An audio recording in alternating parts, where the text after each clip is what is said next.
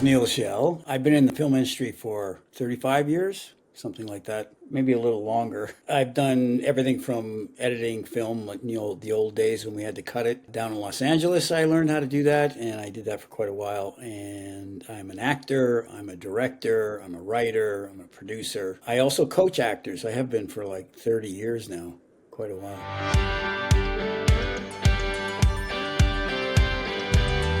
What made me take interest in acting and film was, I think, the fact that film had such an impact on me personally as a child. First of all, I used to watch old movies in black and white on TV, and I really liked them. And not only that, it was there were some pretty amazing films in my early 20s, like actually when I was 20, like Star Wars. I'm sure you've heard it before. And I really empathized with that character, Luke Skywalker, right away. I was of that kind of age, trying to figure out what to do with your life. And it just sort of kicked me in the butt and got me moving forward. Although I had to move a little slow at that time, but, I did my best.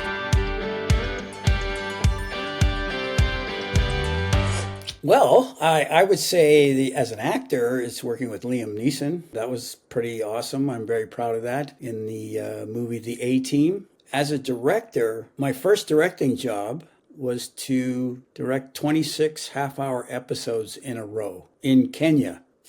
And I'm pretty proud of that. That was my first real job as a director. What made me start the mentoring part of my career, I guess, would you call it? I came from a small town, city, really, in Saskatchewan I actually moved away from there when I was 14, but I lived in a suburb of Vancouver after that. And at the time, when I really wanted to get into acting, around 20 or so, there wasn't much going on. Nor was there many acting classes available or learning how to do it. And I had no clue what to do, honestly. I really did not. So it took me a long time to figure it out and know what worked and what didn't work. And to me, I wanted to reach out to those places in Canada where acting classes weren't really available. The places where there wasn't a lot of filming. Because when I started in Vancouver, there wasn't a lot of filming then. That was like 1990.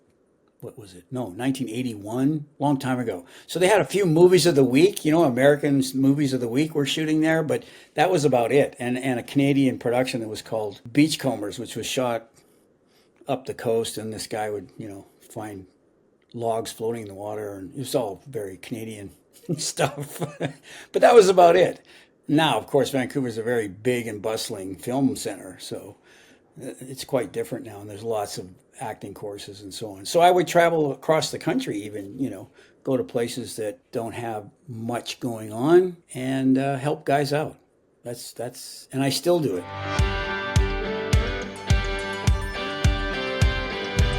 But when it comes to filmmaking, it's pretty much the same anywhere. You've got the certain equipment you got to use. There's actors to work with. There's story.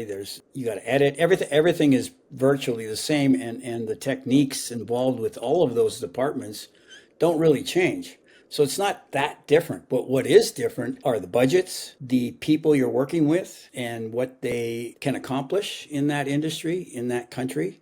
So it's quite different in Kenya because the budgets are extremely low, and it's because of the industry itself does not have a lot of advertising money that gets pumped into it or anything like that.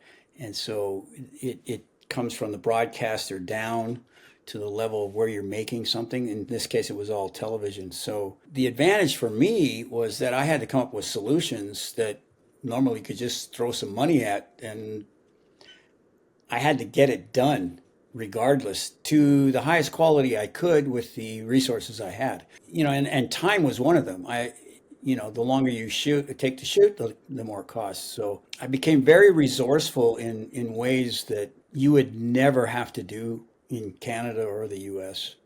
Definitely not. So that was cool. And also the opportunity, I got a big opportunity right away, and that threw me right in there, and it was great.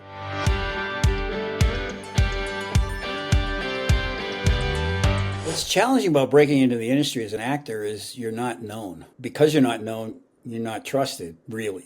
No one can trust you with a big role or an opportunity, because if you're not a proven quantity, that's consistent, that's pretty tough to work with for a bigger role. This is why to break in, you have to be really consistent, persistent, and eventually, casting directors or whatever system you're going through, connections that you have, they realize you're not going away. That's one thing you have to get across. You're not going away, because so many people do go away. They get this whimsical idea, oh my God, I'm going to be famous. I'm going to do this. It's so easy. I can act. I act every day. I've heard things like that so many times. And of course, they don't act every day. They think they do. Maybe they're just liars. I'm not sure. But whatever. And so if you don't disappear, people start to take you seriously. And of course, you've got to work on your skills. You've got to improve them. You got to understand what a professional does. It's hard to understand that when you just start. Most people don't have anyone around them to show them what to do or tell them how it is. They just know they want to do it. There is a way to do it properly and at a professional level.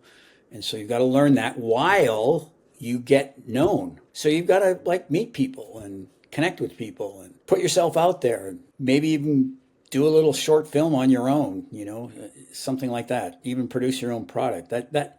And then with the internet, that's and digital cameras and so on, it's not that difficult. I think that's the biggest barrier, is you're just not known.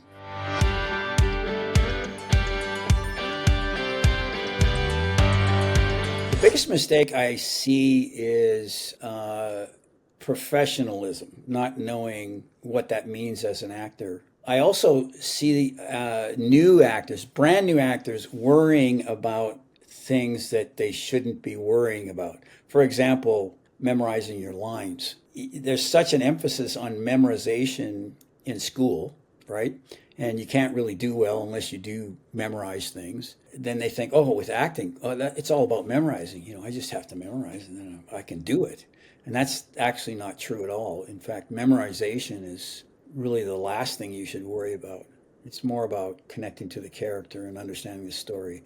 And it takes time to learn that stuff. You got to learn these little things that just you can't really see when you watch an actor. If you don't know what you're looking at, you're not going to really get it. That's the biggest mistake, this focusing on things that really aren't important, and therefore not focusing on what is important.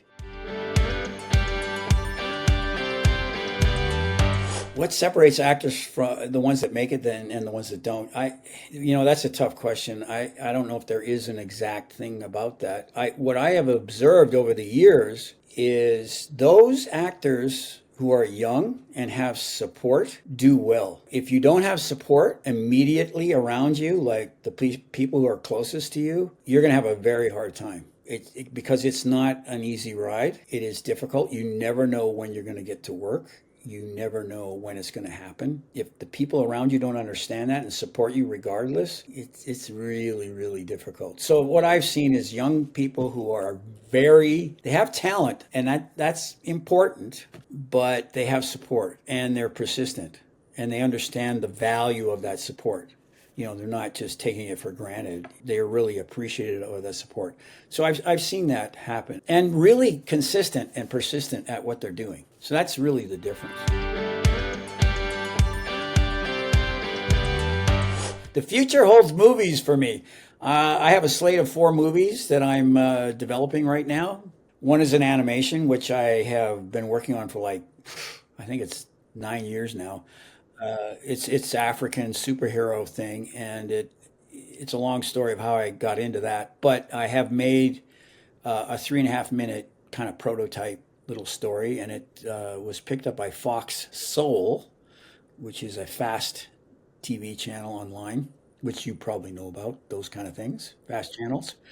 And that's pretty promising. That's one that I have written the feature for that. That's one of the features. Then I have another one that's a Western female lead story, which I really love. It's called The Silver Thimble Gang. It's a cute story and kind of fun. The other one is a true story about a guy in Kenya who was put on death row for 19 years, set up by a judge, framed, all that stuff, and eventually got out with the help of the Vatican. So I'm working on that. And then there's another one that's a true story about the cartel getting involved with a spring break. This guy that used to arrange spring breaks he kind of got mixed up with them accidentally, not on purpose. And so it's a pretty fun story, but also pretty dangerous. So it's those are the four that I have going on right now. I'm supposed to direct. I'm attached to direct a film in Toronto this summer. It's called One Bullet. It's written by a friend of mine I've known for like 30 years. Yeah, he's working on the funding and all that stuff. So that's what's in my future, those type of things. And while I continue to teach actors, I've decided to put all this knowledge. I keep repeating myself in all these classes with new actors. So I decided to, record all that and write it all up and give examples of how to apply what I teach online. So I have a couple of courses online for that, and I'm going to have 15 of them in total. So two are online. I'm actually loading a free one up today. It's called the Close-Up. Okay, well, the digital age is amazing, and it has helped actors for sure. There's no question about it. Compared to when I started, I mean, I didn't even know what to do at all. I happen to know a guy who was a waiter where I was a waiter, and asked him like who do I go see, and he told me some guy to study with, and that's how I found out. But now there are so many tips online. It's more like, well, who do you get along with? What kind of teacher resonates with you? And you can try others too. And that's true with me in my profession or my career. I studied with different teachers, and you start to absorb certain things from certain teachers and put it together as your own way of doing it and finding your own way. Now, as far as your career goes, yeah, you can reach out business wise, you can reach filmmakers. The independent filmmaker has a great opportunity as well, which means the actors can connect with those filmmakers and really get in some good productions. So I think there's lots of opportunity because of the internet right now. I'm Neil Schell, and I'm wishing you all the best in your film careers and your acting careers.